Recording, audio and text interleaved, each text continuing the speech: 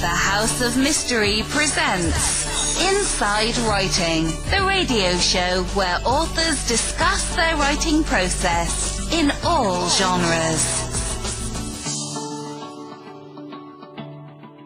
Welcome back into the House of Mystery, and I'm the person responsible for this mess, Al Warren. Now, today, co-hosting from the East Coast, we have David North Martino. Hey, Al. Good to be here. Yeah. Wax on, wax off. Wax off. Yes, sir. That's a karate man. Okay. Another full day coming up. And so now today, we're kind of doing fantasy, sci-fi, mystery, fiction. We've kind of got it all. It's all going on. Absolutely. So we've got a writer. And his name is Richard Paolinelli. Thank you for being here. Well, thanks for having me on, guys. It sounds like we're going to have a lot of fun. Well, we'll see if you say that at the end of it. Because it might not. Yeah. We try to have a good time. It's good to make people smile, Absolutely. So now, let's just find out about Richard a little bit. So, Richard, where did writing come from for you?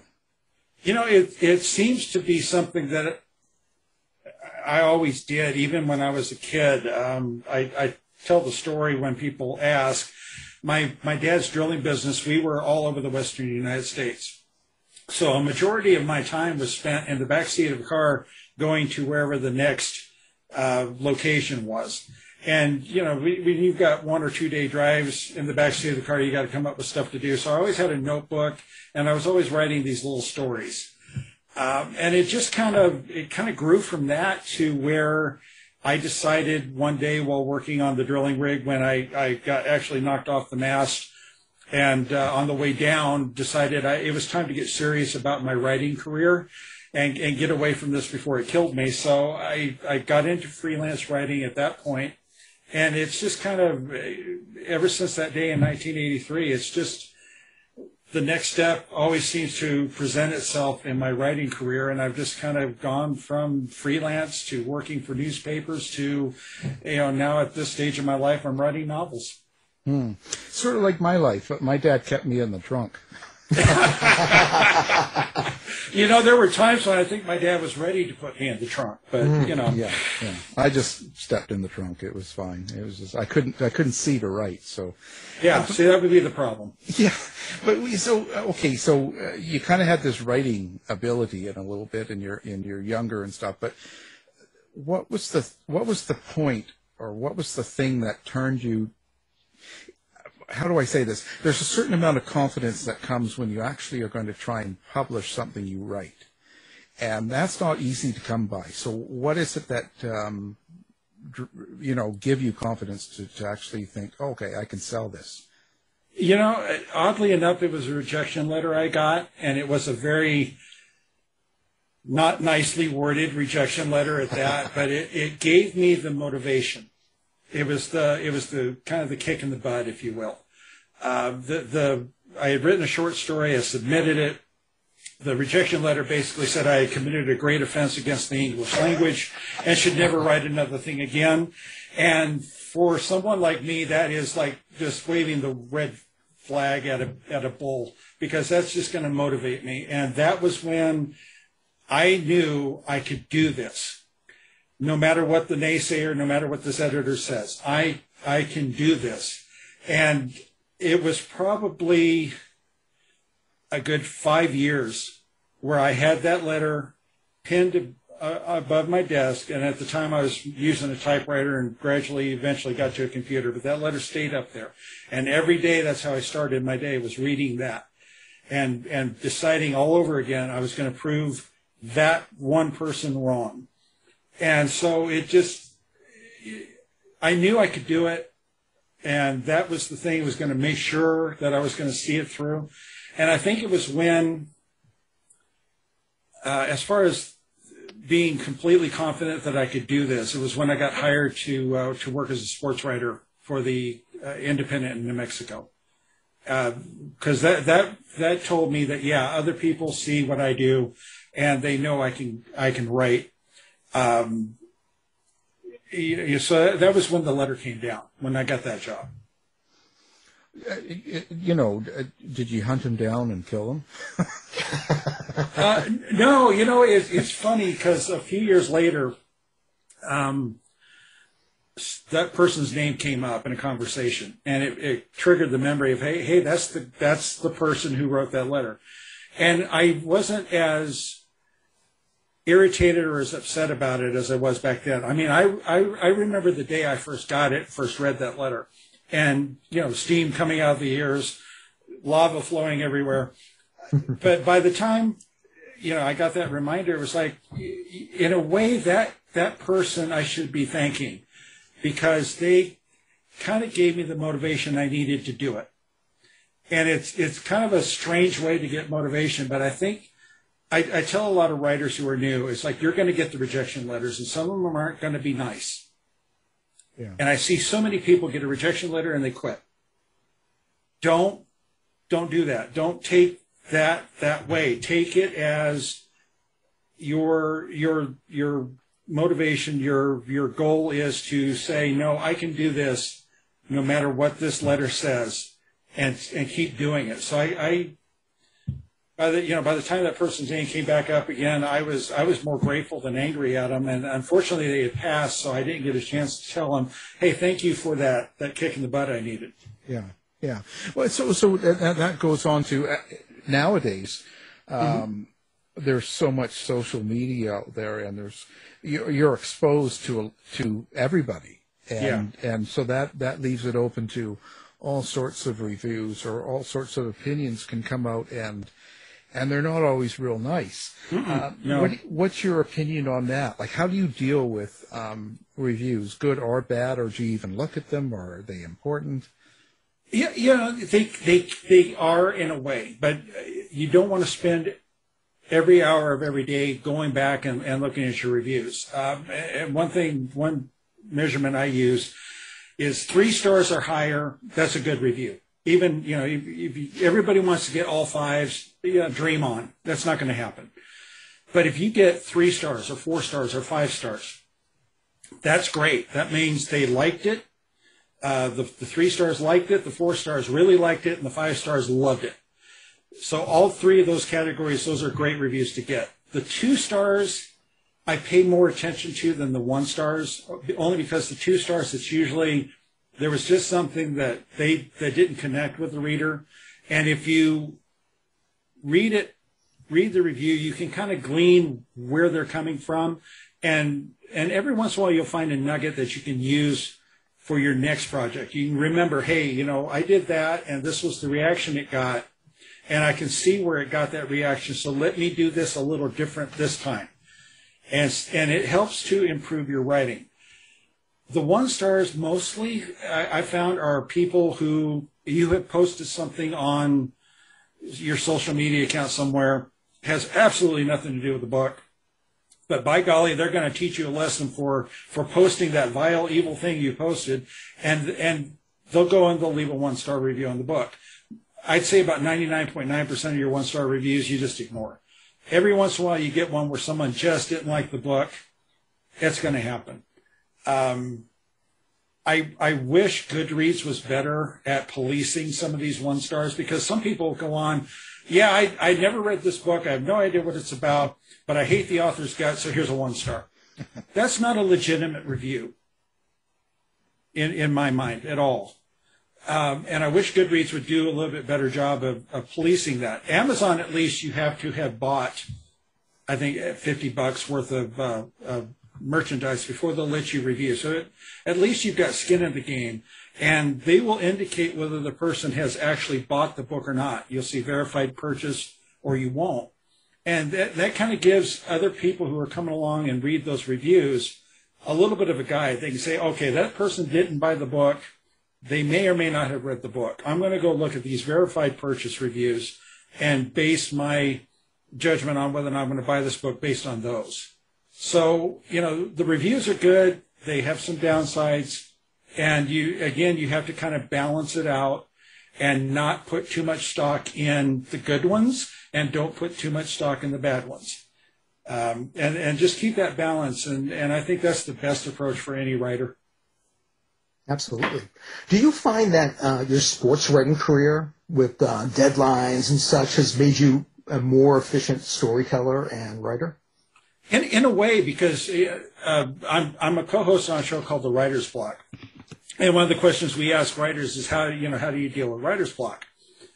I was first on that show as a guest, and they hit me with that question. And my response was, I never have had writer's block because of the newspaper days.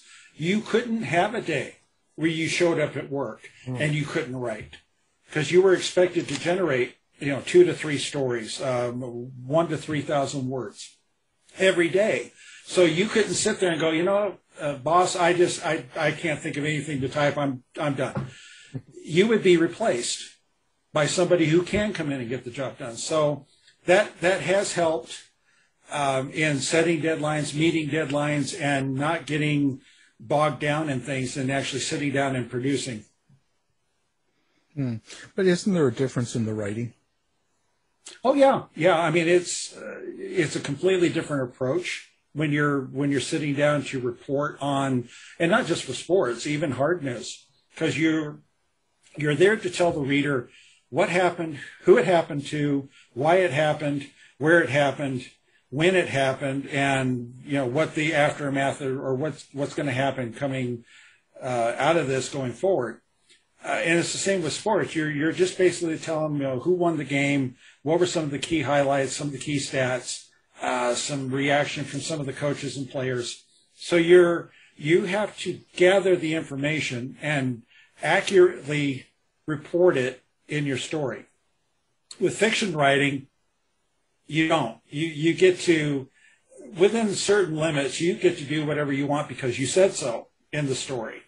In science fiction, we call that hand-wavium. I can say this ship went from the Milky Way galaxy to the Andromeda Galaxy in a week. And people are like, well, that's impossible. Physics says that doesn't work. Well, we're in fiction. So because I say it can, it did. So you've got a lot more freedom with fiction writing than you would with the newspaper reporting, or like I did with my 2 nonfiction sports books.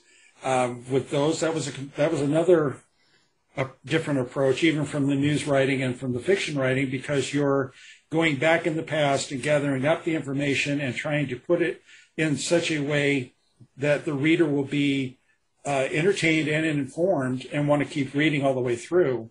So there's all these different approaches you have to bring depending on what your goal is, what you're writing. That's interesting. Do you ever find that when you were writing for a paper, you kind of had formula phrases?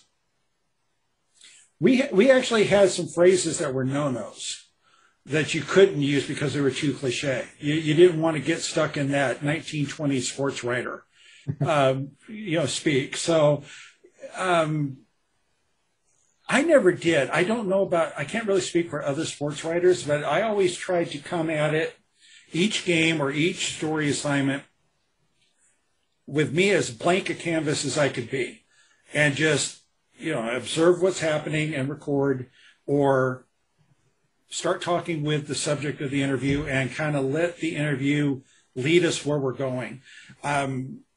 Very rarely did I go into an interview with, we're going to talk about this and get this from this person, mostly because most of the non-game stories were features, and you want to kind of get to know the subject a little bit. I did one on a basketball player for a local college, and in the course of the interview, found out she was a firefighter for the state forestry.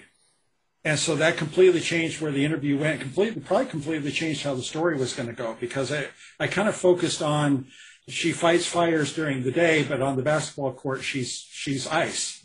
So I remember the title of the story was Fire and Ice. So I found by doing that, by not going in with any preconceived notions of what I wanted to do, I wound up getting better material to work with and wrote better stories. Now, you've written a lot of short fiction. Mm-hmm. Do you feel like you're more of a natural short story writer or more of a natural novelist? Do you have one that you like better? I got into the short story. I did this backwards. You're supposed to start writing short stories and then move up to novels. And I started with novels and then took about a 2-year break in novel writing and it just seemed like every time I turned around, somebody had an anthology they wanted me to submit to. It was fun to write them because you can kind of get into everything quicker. Whereas with a novel, you're expected to kind of stretch it out a little bit and fill in some information. With the short stories, you're in there, you're getting everything done, and you're finished in 10,000 words or less. So I enjoyed it for the 2-year break I took where I did nothing but short stories. But I kind of prefer novel writing because I can really build these intricate worlds with these 3D characters and not have to rush it. Now, for myself, I've written, I think, 20 nonfiction books. So I know my characters by meeting them and interviewing them and reading, articles and talking to people. So I kind of don't get to choose where things are going to go, and I don't get to choose how the character develops. They are who they are. I'm just writing about them. When you do your books, being fiction, you have characters that you've created. So first, where do you get those characters from, and how is it you know where they're going to do and how they're going to behave? It's it's odd. I kind of create the general character with the general plot when I start, and I'd probably say 9 times out of 10, the character starts developing without me really thinking about how they're going to develop. The best example I have of it is a series I'm writing with my grandson called The Timeless. And it was supposed to be the main character, which was, it's a deep space pirate named Rock Congo. He's the captain of the Timeless. And he's pursuing a interstellar thief named Duchess Moran. Those were supposed to be the 2 main characters. Those were the 2 main characters I sat down to write. They aren't the main characters. The main character has become the first mate of the Timeless, Little John Singapore. And he took over the story and the series so much that I catch myself for the week after I get done writing the next installment, typing and talking like this guy. He doesn't say my watch, it's me watch. He's got that very pirate type accent and lingo going, and I catch myself falling back into his way of talking because he has taken over the series so much. It's the stories are being told from his point of view as he's relating them to a journalist who's visiting him as he's sitting on death row on a prison planet. So it's kind of like that with most of my characters. I have the general outline at the beginning, and as the story progresses, I kind of discover more about them and then put that into the story as it goes. So it's a little different process for me. I don't think everybody writes that way. I think I've seen a lot of people, they have these detailed notes on the character, the detailed notes on the world they're in, and I just kind of start with the basics, and then we see where we go. So a lot of the writers I've interviewed have relationships, like they consider them their kids, their family, and all that stuff. And then, David here, he hears voices, so they talk. Absolutely. So I mean, I get all this stuff, and I'm thinking, wow, I thought I wrote weird stuff, but no. I mean, that's most writers. I think the thing about authors is that what we're basically doing is we're having conversations with non-existent people, and we're writing down what they tell us. That's what you're reading, basically. I mean, that's when we dip into those worlds and we start seeing what's going on. It's all in our head, but to us, it's actually real. And what we're putting down on paper is what we are seeing of that world. Wow. I still don't get it, but I've got a book called Reservations, and there's a character that gets killed off. And when I got to the point to writing that, I still hadn't decided if this character was going to die or not. And it took me a 16-hour writing session, arguing back and forth with myself over whether to do it, whether not to do it, whether to do it, whether not to do it. And I mean, it took that. Normally, it doesn't take me that long to write an 18-page chapter, but it was because it was difficult to let that. Am I going to let this character go? Am I going to keep this character? How does that change where I want the main character to go? And so I swear I had all these characters in the story giving me the, yeah, you should, no, you shouldn't, and all the reasons why. It's what we do. See, Richard hears voices too. Yeah. I'm not the only one. Every author does, and if they say they don't, they're fibbing. Well, I don't. Well, then, okay, you're fibbing. Yeah, but I'm writing true stories, so I'm not. Okay, you will eventually, at some point, Alan. You will hear the voices too. So. Well, my voices are not very nice. Oh, there you go. So we're not going to talk about them, but it's not very pretty. So in essence, you're kind of like a Daniel Day-Lewis of writers. You actually become a character in a sense. I think you do. I think that's how you know you've got an author who can write good characters. If they can get into the characters. I mean, if an author doesn't get into the character that much, they aren't going to get that character on the page enough for the reader to care. I mean, going back to that one example, when I sent the manuscript off to my beta reader, I got this, when they got to that point, I got this email chewing me out for what I'd done, as if I had just murdered their own family member. That was the emotional reaction they got from just reading this fictional character's demise. And that's when I knew I had written that chapter correctly. The character had made a connection with the reader. And that's what you need. You need not only for the reader to connect with the story, but they've got to connect with the characters in the story so that they buy into it enough to care to keep reading to the end and to find out what's going on. And those are the best stories, are the ones where you connect with that character.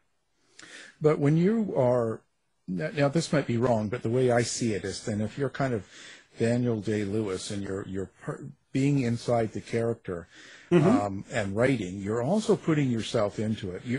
Part of who you are and how you feel is going into this. So this also creates a little bit of vulnerability, like you are exposing some of yourself that you wouldn't normally do just walking down the street and you pass someone and say hi. So this is not something as light as that. So when that happens, how do you know, well, not so much how do you know, but where's the line that you feel comfortable with? As far as how much I put into each Yeah, character? how much of you kind of goes into the character, and when you put that yourself in there, doesn't that make you feel a little uncomfortable? Like when you put it out there in the world so everybody can read it, they're also reading about some of you. Yeah. Because the reader doesn't know which parts of me are in which character, I'm probably not so concerned about that. But I know I put a little bit of me in every character, even the bad guys. So you're kind of tapping into your darker side, the things that you might have done in the past, or things that you thought about doing in the past and didn't. But by drawing on that, though, I think it helps build the character, because people don't want 2D characters. They want, you don't want a bad guy who's bad just because he's the bad guy and you need him to be bad. You need to get in there and kind of give him his motivation for why he's doing that. And it can't just be because he's evil. I mean, yeah, there's probably people out there who are just evil because they are, but the more in depth you can make even your villains, the better. And sometimes, you kind of find, you go inside and you go, okay, now if I were a different person, I would have done this. And you kind of tap on that and put it into that character and just kind of see where it goes. But as far as being concerned that people, I would hope that they would see somebody going around shooting everybody and not think that's what I do when I'm not on a radio show or behind my typewriter. Definitely not. But yeah, I don't worry about what I might be exposing. Well, maybe not shooting people, but you probably got bodies in your freezer. I mean, I don't know. But when we get into your books, now you tend to swing into science fiction a lot and fantasy. Mm-hmm. How do you describe what that is? As far as what science fiction is? Yeah, like when you say science fiction and fantasy, so if someone had never really got into that category before, and you say, "Well, I'm a fantasy sci-fi," what is that? That's still a huge debate, because people are still arguing whether or not Star Wars is science fiction or science fantasy. So basically, for me, science fiction, it doesn't have to involve space flight. It doesn't even have to involve another planet. You can have science fiction that's based here on Earth. One of my short stories is The Last Human, and nobody leaves the planet. But it's science fiction because it involves organisms that come in and get into the water supply and basically change the human race. But the question in the story is the change for the better, or should we remain the way we were before they arrived? And as it turns out, there is one scientist who has in her power the ability to undo the change. But what she has to figure out is should she change everything back, or should she leave it alone? And she kind of has to grapple through some encounters and kind of see what's actually going on before she makes a decision. That's science fiction, even though it has no spaceships, no nothing. So, sci-fi fantasy could be anything. And that's what makes it, to me, so appealing, is that I could write a story and easily fit it into that umbrella without having to be a purist about it and say, no, you have to, like space opera. My latest book is technically space opera. With space opera, you have to have spaceships, you have to have space battles, you have to have empires rising and evil empires and all that. So there's genres within the sci-fi fantasy realm that things fit into. But overall, I think science fiction can just be what we think going forward the human race is going to be facing. And I think that's the basic explanation I can come up with. So you're responsible for all the conspiracy theories out there, then? I don't. They make for great stories. Yeah. That you can build off of. In fact, the one that I used was the ancient alien theory that we're all descended from another species from off the planet somewhere, and I kind of took that and turned it into a novel. And made it believable enough that people are like, is this science fiction, or is this you with a theory of your own? And I'm like, I'm not saying. That's up for you to decide. Is this just a story, or is this what really happened? So yeah, you need your own series, and you can get this going. It's just crazy. What is your favorite part of writing a sci-fi? Probably creating a new universe. Not the actual physical universe, but by that I mean with Galen's Way that we just came out with. It's set in the Andromeda Galaxy, so we have no clue what's out there at all. So I can take this, it's again back to the blank canvas thing. I can take this blank canvas and fill it in however I want and create these worlds and these people and this conflict that they're facing, and come up with some new concepts that we don't have currently, and kind of mix them in and just kind of see where it goes. So it's the ability to say, what if, ask that question, and then I get to write the answer. So, what if we all wound up moving from Milky Way to Andromeda? Okay. Galen's way. This is what happens. And so I get to pose the question and then create the answer, and nobody can come along and fact check me.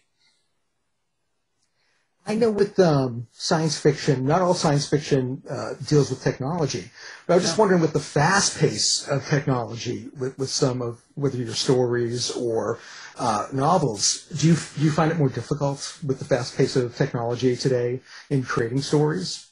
Yeah, because I've got one story that's outdated, and I only wrote it like 5 years ago. The technology went past what I thought it was going to do faster than I thought it was going to do, and it's like, okay, never mind. We'll just throw that one in the bin. In a way it does, but I think the fact that it's moving so fast, I think a lot of us can build on that and say, okay, we've come, look how far we've come in just the last 10, 15 years. Where are we going to be in 20 years, 40 years, 100 years? And just come up with whatever you want. And if you can even loosely tie it back to what we're going through now, it'll make enough sense that you can make a story out of it. And who knows, it could be some of us are the next Jules Verne. He was writing about stuff that was impossible in his day, and we take it as commonplace. Yeah. So did you involve, or do you involve anything that's going on currently? Or do you stay away from that? Very loosely. I don't really do specific, picking a specific point and saying, okay, this, we're going to build from here. I mean, I do very general. I've got one story where they're on Mars, and they decide to go and start collecting some of the old rovers that are up there. And unfortunately, they've landed a rover right in the spot where there shouldn't be a rover in my story. So, what are you going to do? But no, I mean, I take, if I do, it's very general. I don't want to get specific, only because that does kind of handcuff you a little bit. Yeah, for sure. And plus, you don't know how it's going to turn out. Like if you were, bringing in viruses or anything like that. Right. And so when someone picks up your book, any of your books, and they take it home and read it, at the end of it, is there something you want them to get besides the story? Is there a subtext or a theme? Not really. I know a lot of writers do that. They try to put a message in, and I'm not a fan of message fiction. I just, my approach is I want to be entertained. I want to get away from what's going on in the world for a couple hours, or in a case of a book, a couple of days. And I just want to escape into a completely different world where the troubles I'm dealing with don't exist. Give me that island of peace and calm that I can kind of slip into for a little while. Those are the kind of stories I enjoy, and that's the kind of stories I write. And I know a lot of authors are doing that, where they want to kind of put in some type of a message that pertains to something that's going on today. And if that's what they like to write, and if there's people who like to read that, then that is perfectly fine. But for me, that's just not what I do. Well, where do you get your inspiration from? Like, what's kind of feeds your fire as far as the writing you do? Yeah, sometimes it's just getting the initial idea for a story, and kind of developing it over time until, I kind of get to almost a critical mass point. And it's like, okay, now it's time. Let's sit down and write this. And the best example of that is Escaping Infinity. That actually started years before it got published. When I was listening to Hotel California, I was thinking, that'd make a pretty neat book if anybody sat down and wrote it. Which then led to the thought, well, okay, how are you going to write this? Why would this person be stuck in this hotel? What's going on? Is it the hotel that's keeping him? Is it something in the hotel? And so you kind of sit that on the back burner, let it stew a little bit. And, there was a day when everything just kind of clicked as far as, okay, here's how you would do this. Here's the circumstances that puts someone inside a hotel that they can't get back out of. And that's when it was like, okay, it's time to sit down and write this. And that's probably the best explanation of my process is I have all these story ideas and I wait until it's time when everything is in place, and then I sit down and write it. And for me, I get charged up when that happens, because now I'm going to delve into this new world that I kind of know, but there's all these other little things I'm going to find out on the way as I'm writing it. Mm. Didn't he write that Hotel California about a cult? Yeah, I think so. I think he did. Yeah. Yeah. I think that's what it was. And then for the young listeners, that was a song back in the 70s. Yeah, in the before time. Yeah. Yeah, that was last century. Yeah. Favorite authors or favorite sci-fi fantasy sort of people that do, TV programs or movies? Oh, yeah. I mean, as far as TV programs, I got started on Star Trek. And I'm old enough that I actually watched some of them when they were originally broadcast. So I'm feeling very old right now. But no, I mean, from Star Trek, it kind of grew from that. I mean, I discovered H.G. Wells fairly early in life, and Edgar Allan Poe shortly after, which explains some of the stories I write, because you get those two mixed together, and God only knows what you're going to come up with.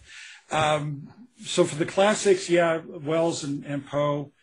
For more recent, I really look at Jack McDevitt. I love the way he puts the story together.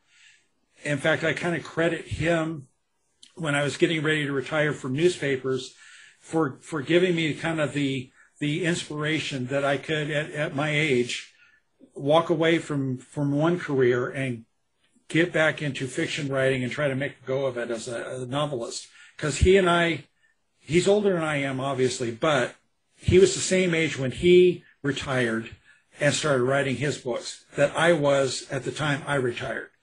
And so I kind of said, obviously it can be done. And obviously it takes a lot of work. But here's somebody who did it. Now let's see if I can go out and do it. And so I will always be forever grateful for that day that I picked up. The first book I picked up was Time Travelers Never Die. And I read it, and I figured, I gotta find out more about this guy. So he's a favorite. There's an author who passed away, unfortunately, about 3 years ago, named Gibson Michaels, who writes military sci-fi. He's a favorite as well, and unfortunately, he only wrote 3 books. Mm. Yeah, it's interesting. It's quite an area. What do you think? Is there something you would like to do in the future that you haven't done yet? A type of writing or a style of writing? Yeah, that's the problem. I've written in so many different areas. I mean, let's see, urban fantasy, straight horror. I did a zombie story for an anthology. It was a lot of fun to do. Sci-fi. I've written a Western with my co-host on the Writer's Block. All the sci-fi stuff, the mystery thrillers. I don't know that there's an area yet I haven't jumped into that I want to. I mean, there's a couple like romance. You're never going to see me write a romance. It's just not my cup of tea. I honestly don't know. I'm looking at my board right now. If anything, I might go into some historical fiction. I've got a couple of ideas that are based in Greek mythology and the Camelot mythology that I've been playing with. So I think if I dabble into anything new, it'll be something along that line.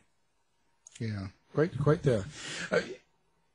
So now let's talk about. Do you have a website and a place that people can come find you at, or send you bad letters? And If you want to torture yourself, you could type in my name, richardpaolinelli.com, or you could take the shortcut that I built in, which is sci-fi-scribe.com. And it's SCIFI and then scribe.com. And that'll take you to the website. And everything you need to know about me and how to get my books and the whole 9 yards will be on that website. Yeah, it's just, we'll have that on our website as well, and people can find your books and find you with one click when they're listening, and so it's easy to do. So, what's next for Richard?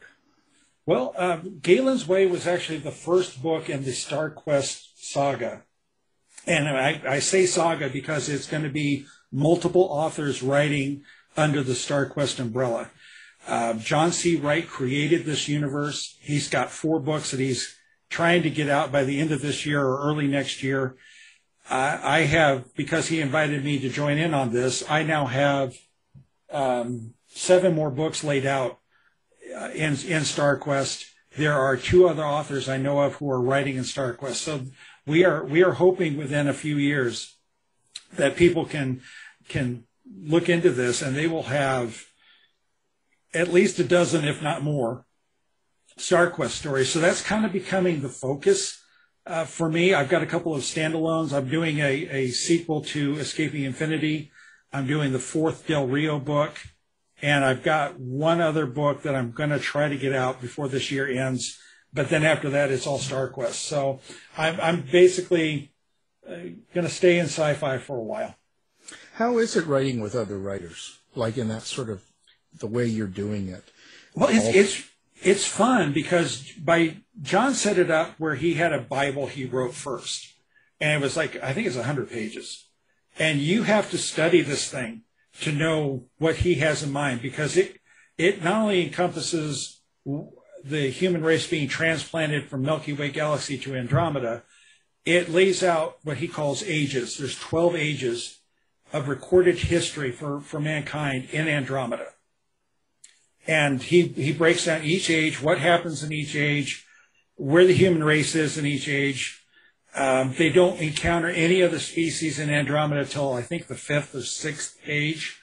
And I'm writing in 4th. So I picked that one on purpose because I wanted to kind of set some of the history as far as what's going to come later in my books. John's working in the 12th age, and then the others, they're like 7th and whatnot. But it's very interesting because we're exchanging notes with, okay, I'm doing this.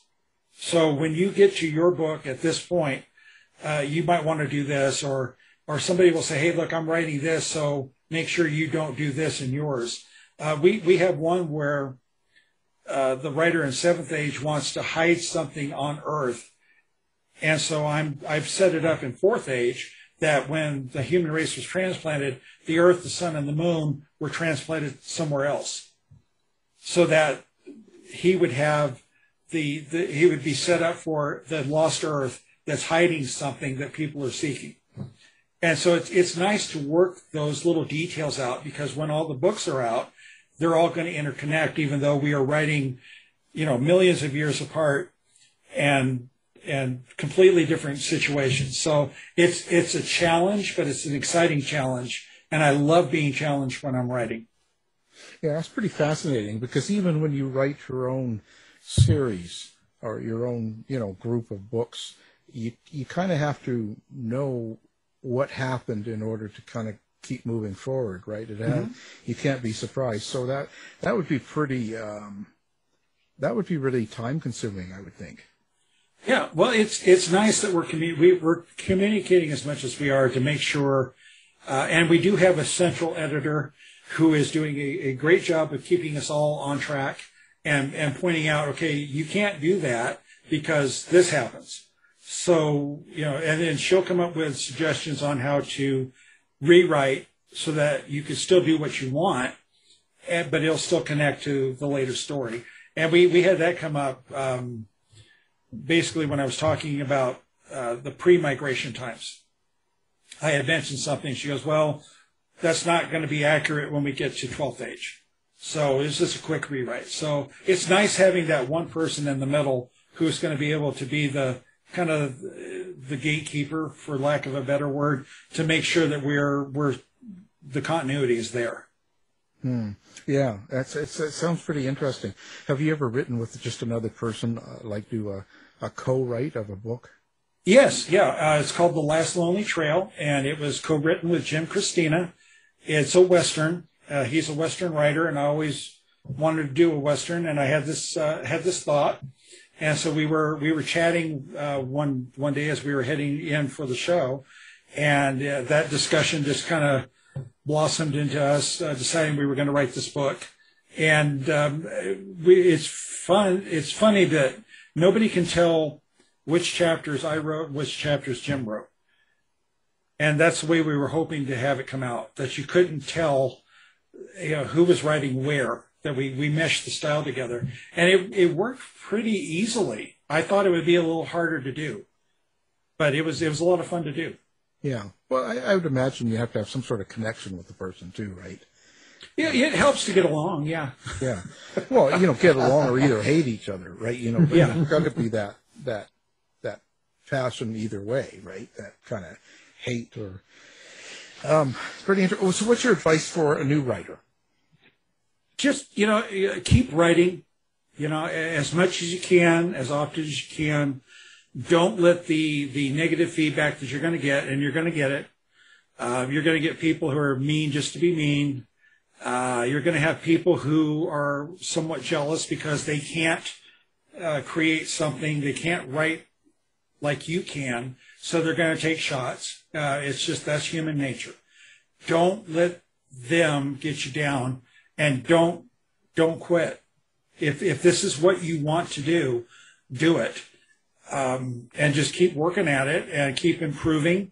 Take the criticism that you get that is constructive, and try to use it. The other advice I tell them all the time is make sure you get a good editor.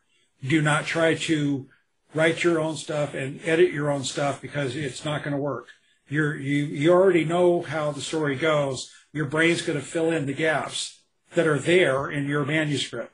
An editor will come along and say, hey, look, there's a gap here. We need to do this to fix it. So, and be open to that. That was one thing I learned in the newspaper days.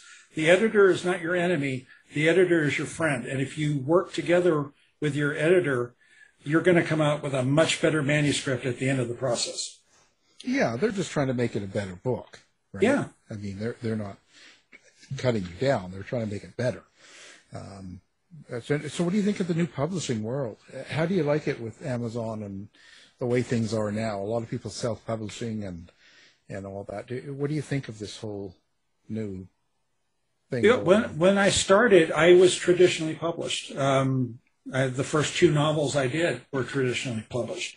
And after 2 years, I decided I didn't want to do that anymore, mainly because we have these tools now. Amazon, there's direct to digital that you can upload your manuscript, and they will format it and get it ready to upload to all these sales channels. Amazon, Barnes and Noble's one. There's Kobo. There's a bunch. There's like 5 or 6. There's a printing company called Lulu that offered hardcovers. You could upload your book and have it printed as a hardcover book. Amazon finally got wise and went, hey, maybe we should do that too. But, you've got all these options now. And yeah, it's a little bit more work, but at the same time, you're not losing 90% of what you would get to your publisher and your agent. And it's not that indie publishing is for everybody. I don't recommend it for everybody. But if you don't mind getting your hands dirty and getting in there and doing the work, it's a lot more rewarding. Yeah, I think it's good. It's also good to get feedback from publishers. I think it's good. Mm-hmm. I mean, I've been through a couple of publishers, and I've done self, and I think it's a good thing to go through before you do your own. I think we're inundated with a lot of people just publishing before it should be done. Yeah. And that's kind of a problem. There's thousands of books out there that, they won't sell 10 books or 20 books, and they're not done real well. So it's kind of an issue. Well, that's where marketing comes in, and I think that's the biggest thing that authors who are just starting out underestimate. You've got to get out there and you've got to get your book noticed, and that's where a lot of the work comes in. You've got to, there's so many different things you have to do to get the book noticed. And even if you went traditionally published, as an author, you're still expected to do a lot of the marketing yourself. author I know with a publisher, I'm not going to name names on either side, showed up to a event, and he had all this stuff that he set up for his book. And I walked over and I said, wow, they really went all out for you with all this stuff. And he goes, no, that came out of my pocket. All these banners, all these cards, all these things that he was laying out on his table, he paid for himself. Because the publishers, they're going to throw most of their marketing to the big names. And there'll be a little bit of effort they'll do for you, but you're going to be expected to go out to the events and, hit the social media and do everything that indie publishers do anyway. But like I said, you got to, you're only going to get a very small piece of that royalty pie after your publisher and your agent get done. So if you're going to do all that work and you don't mind doing the little extra work you're going to have to do, go indie and you'll get probably just as many sales, but you'll get more of the money at the end of the day. Yeah. Well, that's good advice. Wow. So it's been a great conversation. We learned a lot today. We learned that you got to get out there and horror yourself as much as possible to get your book sold. and sadly, that is true. There you go. And Richard hears voices, and that's where it all comes from. So get yourself a voice and horror yourself, and you'll be successful. There you go. Wow. Our guest has been Richard Paolinelli. Thank you for being here. Thanks for having me on, guys. It's been a blast. Thanks, Richard. To find out more about our show, guests, or to listen to past shows from our archive, please go to www.houseofmysteryradio.com.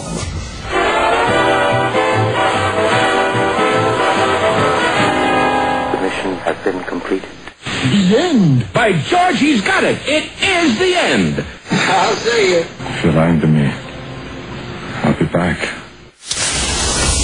This has been a production of Something Weird Media.